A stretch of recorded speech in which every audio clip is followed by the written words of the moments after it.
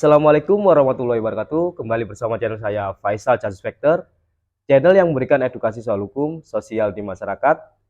Kali ini saya akan membahas soal perkara yang menarik mengenai pria di Bali yang terancam pidana penjara selama 5 tahun karena merawat landak langka. Nah, bagaimanakah hukum yang harus diterapkan dan adilkah bagi penerapan hukum pidana terkait undang-undang mengenai BKSDA, mengenai perlindungan satwa langka memang sudah diatur. Namun apakah punishment atau hukuman yang akan dijatuhkan kepada seseorang yang dia tidak ada sama sekali untuk niat memperjualbelikan namun hanya merawat, bagaimanakah pembahasannya? Saya akan membahasnya di channel saya Faisal Justice Factor. Sebelum mengulas dan membahas soal ini, saya berharap klik tombol subscribe, like, dan komen agar channel ini berkembang dan menjadi wawasan bagi kita untuk memahami soal hukum.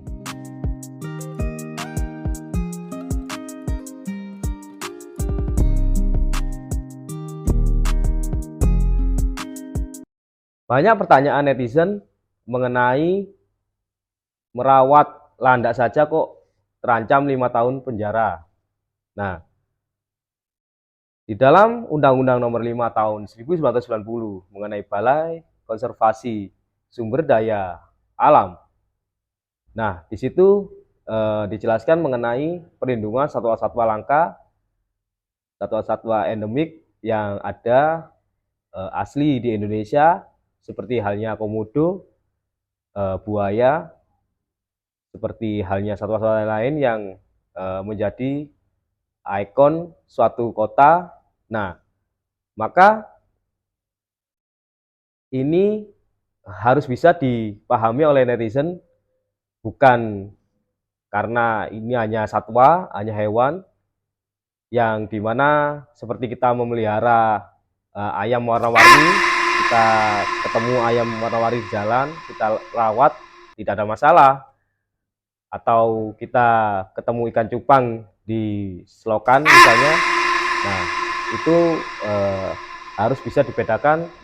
Dan menurut saya di dalam penerapan hukum konservasi sumber daya alam sesuai dengan Undang-Undang Nomor 5 Tahun 1990 dan pernah saya bahas di konten saya mengenai bagaimana hukumnya merawat satwa-satwa langka atau memelihara satwa-satwa langka yang dilindungi, apalagi tanpa izin. Nah, ini harus digarisbawahi, jika merawat satwa langka yang dilindungi tanpa izin dari BKSDA, yaitu Balai Konservasi Sumber Daya Alam, maka akan ada namanya pasal 21 ayat 2 huruf A, yang dimana memelihara, menyimpan, memperjualbelikan suatu satwa yang dilindungi dan sudah masuk di dalam hukum positif di Indonesia, seperti halnya elang Jawa, komodo, dan kita meskipun kita menemukan satwa langka, itu ada hukumnya dan tidak bisa serta-merta kita bisa memelihara secara bebas, dan bahkan kita akan terjerat pidana di dalam Undang-Undang Nomor 5 Tahun 1990 mengenai konservasi sumber daya alam. Maka seseorang yang dengan sengaja memelihara dan menyimpan dan bahkan memperjualbelikan akan terancam hukuman pidana selama 5 tahun pidana penjara. Nah, ini harus dipahami oleh masyarakat umumnya. Nah, mengenai bagaimana apakah langkah penegakan hukum terhadap pria yang ada di Bali tersebut, maka saya berharap akan ada restoratif justice, tidak serta-merta karena dia mempunyai satwa langka, ya harus dilihat dulu apakah ada unsur mens rea. Pernah saya sampaikan apa itu mens rea adalah unsur niat jahat, ada unsur yang dimana melakukan perbuatan melawan hukum agar menguntungkan dirinya sendiri dengan cara memperjualbelikan satwa langka yang dilindungi di Indonesia. Memang ini sudah masuk ke ranah persidangan dan saya berharap majelis hakim dapat objektif dalam menilai apakah ini layak masuk di dalam unsur kesengajaan dalam unsur pidana atau mensrea tadi, atau kemungkinan bisa dilakukan dibebaskan dan diberikan edukasi kepada pria tersebut atau kepada masyarakat awam bahwasanya memelihara satwa langka yang dilindungi tidak bisa dilakukan dengan cara yang seenaknya atau secara bebas.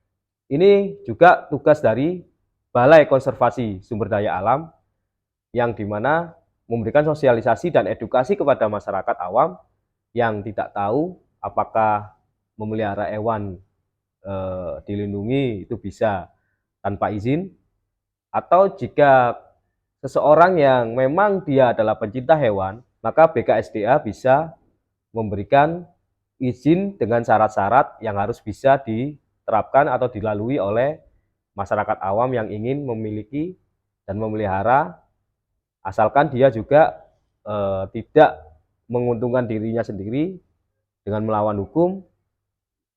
Dan menurut saya hal-hal ini adalah demi menjaga kelestarian dan mencegah kepunahan satwa-satwa langka yang ikonik.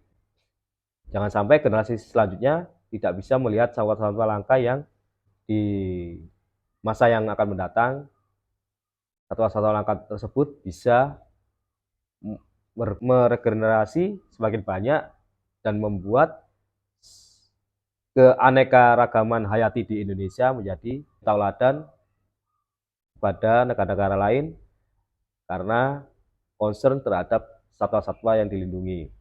Nah, demikian penjelasan dari saya. Tunggu konten-konten edukasi hukum selanjutnya di konten Faisal Justice Factor, channel yang memberikan edukasi soal hukum sosial di masyarakat. Terima kasih.